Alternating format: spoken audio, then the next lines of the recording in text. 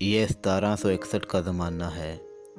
برصغیر ہندوستان پر اگرچہ مسلمان بادشاہ حکومت کر رہا ہے، لیکن وہ اس قدر کمزور اور بے وقار ہو چکا ہے کہ ہندو، مرہٹے، جاٹ اور سکھ اس کی سلطنت کا خاتمہ کرنے کا خواب دیکھ رہے ہیں۔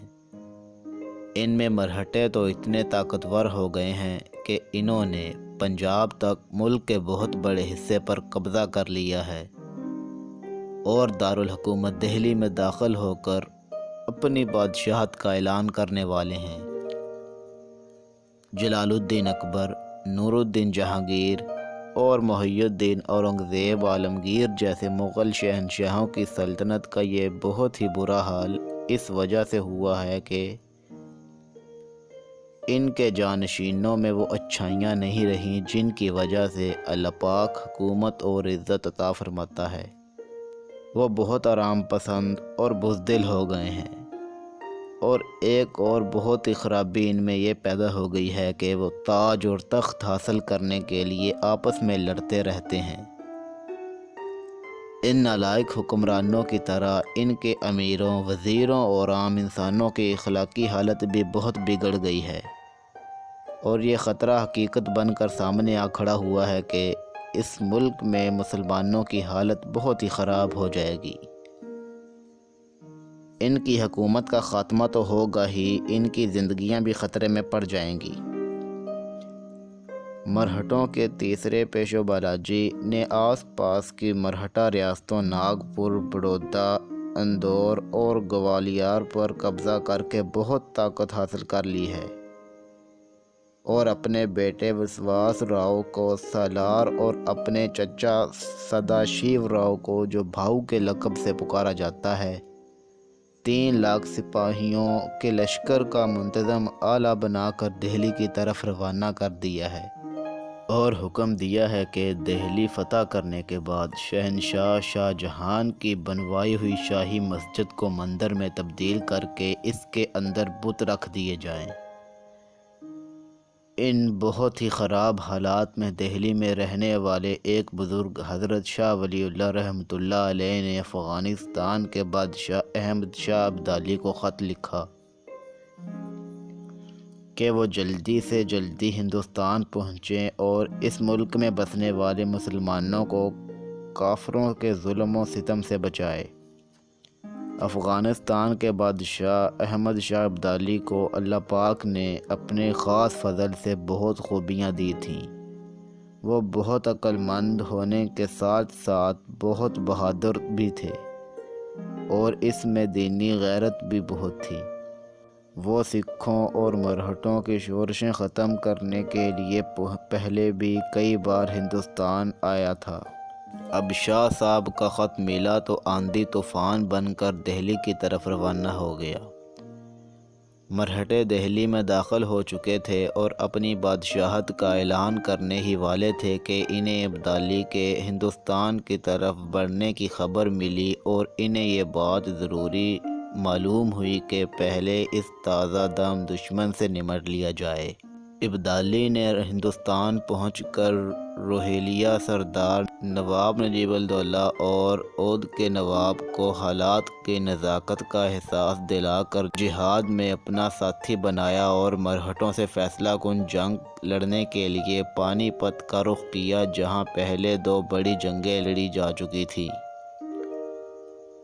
جواب میں مرہٹوں نے بھی اپنا لشکر پانی پت منتقل کر دیا، اور جنگی تدبیر کے طور پر شہر کو اپنا مستقر بنا کر اس کے چاروں طرف بہت گہری اور بہت چوڑی خندق کھدوائی۔ ابدالی نے شہر سے 7-8 میل کے فاصلے پر کھلے میدان میں اپنا لشکر اتارا، اور حفاظتی تدبیر کے طور پر صرف اتنا کیا کہ درخت کٹوا کر لشکر کے سامنے ایک باڑ قائم کرا دی۔ مسلمانوں کے لشکر کی تعداد مرہٹوں کے مقابلے میں بالکل کم تھی۔ وہ ان سے آدھے بھی نہ تھے، اور تھے بھی ایک غیر ملک میں، جس کے حالات سے اس طرح واقف نہ تھے جس طرح مرہٹے آگاہ تھے۔ لیکن انہیں جو بڑائی حاصل تھی وہ جذبہ جہاد و شہادت کی تھی۔ وہ یہاں اس لیے آئے تھے کہ اپنے مسلمان بھائیوں کو کافروں کے ظلم و ستم سے بچا سکیں۔ مرہٹوں نے یہ جنگ جیتنے کے لیے جو تدبیر سوچی تھی، اس میں ان سے وہی غلطی ہوئی جو مکہ کے کافروں سے اس وقت ہوئی جب وہ بدر کے میدان میں مسلمانوں سے جنگ کرنے کے لیے آئے تھے۔ یہ غلطی اپنے لشکر کو غلط جگہ اتارنا تھی۔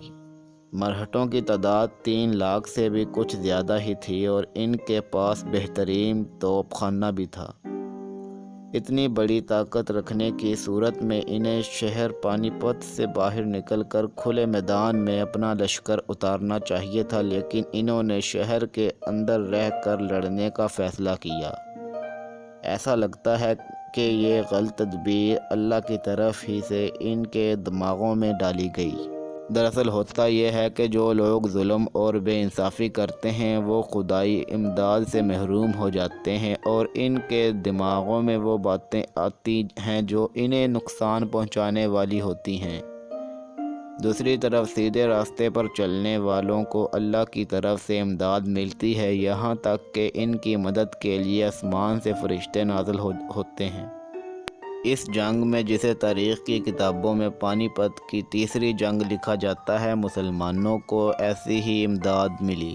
ان کے لشکر کے سالار اعلیٰ غازی احمد شاہ ابدالی رحمۃ اللہ علیہ کو ایسی عمدہ جنگی تدبیریں سوجیں کہ اس نے بالکل آسانی سے مرہٹوں کو اتنے بڑے لشکر کو اس طرح تباہ کر دیا کہ وہ پھر کوئی بڑی فوجی کارروائی کرنے کے قابل نہ رہے۔ غازی احمد شاہ ابدالی رحمۃ اللہ علیہ نے پہلی تدبیر تو یہ کی کہ اپنے ساتھیوں کو حوصلہ بڑھانے کے لیے لشکر گاہ میں اپنا سرخ رنگ کا خیمہ سب سے آگے لگوایا۔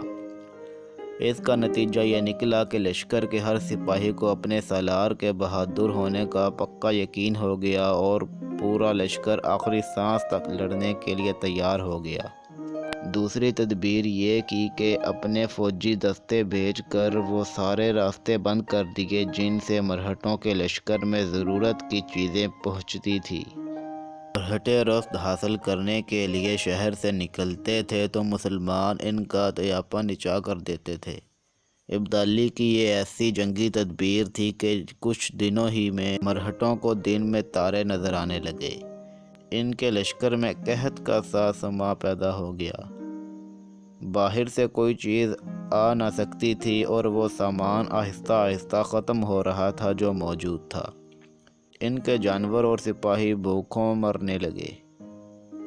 اس کے علاوہ ایک اور عذاب ان پر یہ نازل ہوا کہ کم جگہ میں زیادہ آدمی اور جانور آ جانے کی وجہ سے ہر طرف گندگی پھیل گئی۔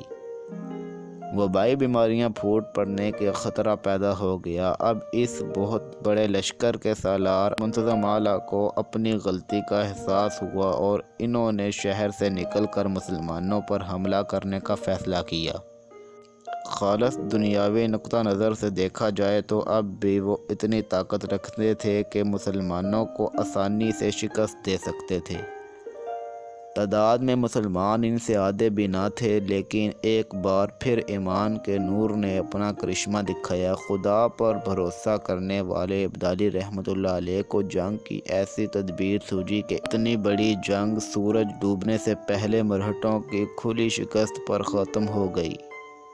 وہ جس تیزی سے حملہ کرنے کے لیے نکلے تھے، اس سے زیادہ پھرتی کے ساتھ میدان جنگ سے بھاگے۔ اس زمانے میں میدانوں میں لڑی جانے والی جنگوں میں فوجوں کی ترتیب اس طرح ہوتی تھی کہ دایاں بازو، بایاں بازو اور درمیانی حصہ دائیں بائیں حصوں کو میمنہ اور میسر اور درمیانی حصے کو قلب کہتے تھے۔ ابدالی رحمۃ اللہ علیہ نے بہت بہادری سے لڑنے والے مجاہدوں کو دستے عام فوج سے الگ کر کے انہیں حکم دیا کہ وہ اس وقت تک لڑائی میں حصہ نہ لیں جب تک کہا نہ جائے، اور لشکر کے دوسرے حصوں کو حکم دیا کہ وہ آگے بڑھ کر مرہٹوں پر حملہ نہ کریں بلکہ ان کے حملے روکتے ہوئے انہیں آگے بڑھنے کا موقع دیں۔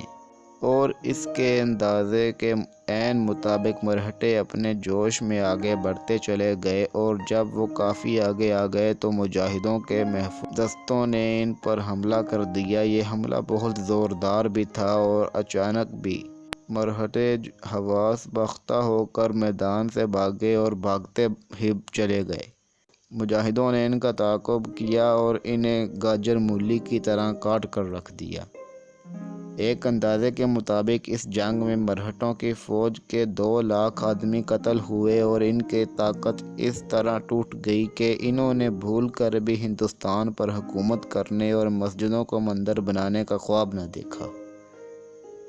اس دن کے غروب ہوتے ہی سورج نے یہ منظر دیکھا کہ غازی احمد شاہ ابدالی رحمۃ اللہ علیہ، جو اپنے مظلوم بھائیوں کی مدد اور اپنے دین کی حفاظت کرنے کے لیے لمبا سفر کر کے افغانستان سے ہندوستان آیا تھا، فتح کی خوشی میں شکرانے کی نماز ادا کر رہا تھا اور چاروں طرف مرہٹوں کی لاشیں بکھری پڑی تھیں، جن میں ان کے سالار وسواس راؤ کی لاش بھی تھی۔ ابدالی رحمۃ اللہ علیہ نے یہ عظیم فتح جنوری 1761 میں حاصل کی تھی۔ جنگ ختم ہونے کے بعد وہ کچھ دن ہندوستان میں ٹھہرا اور پھر وطن لوٹ گیا۔ مغلوں کی دم توڑتی ہوئی سلطنت کو سنبھالا دینے کے لیے اس نے یہ انتظام کیا کہ مقتول مغل بادشاہ کے بیٹے علی گہر کو شاہ عالم ثانی کا لقب دے کر دہلی کے تخت پر بٹھایا۔ بلا شبہ یہ ایک عظیم فتح تھی اور تاریخ اسلام میں ایسی اور بہت سی فتوحات کا حال درج ہے۔ اگر اب ہم مسلمان فاتح کے بجائے مفتوح نظر آ رہے ہیں تو اس کی وجہ یہ ہے کہ ہم نے اپنے دین کے حکموں پر عمل کرنا چھوڑ دیا ہے۔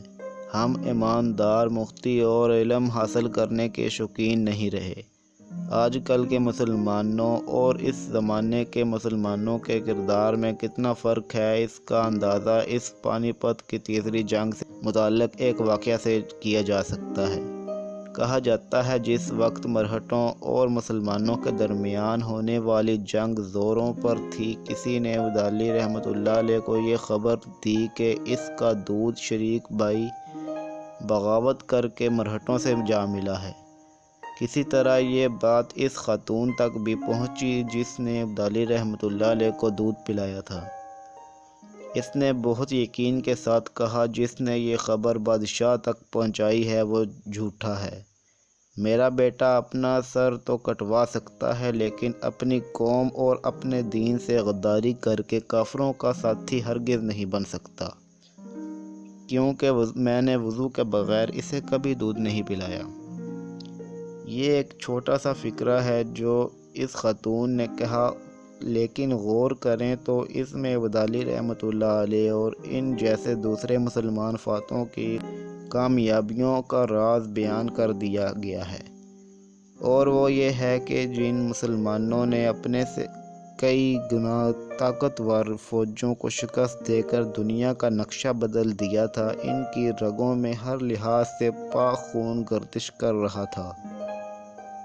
ہم آج کل کے مسلمان شاید ویسے تو نہ بن سکیں لیکن عام گناہوں سے تو بچ سکتے ہیں، اور یہ بات دعوے سے کہی جا سکتی ہے کہ ایسا بھی ہو جائے تو ہم پھر اللہ کے انعامات کے حقدار بن جائیں گے انشاءاللہ۔ آج کی یہ سچی کہانی اتنی ہی تھی۔ اگر آپ کو یہ پسند آئی ہے تو میرے چینل کو سبسکرائب کریں، ویڈیو کو لائک کریں۔ اللہ حافظ۔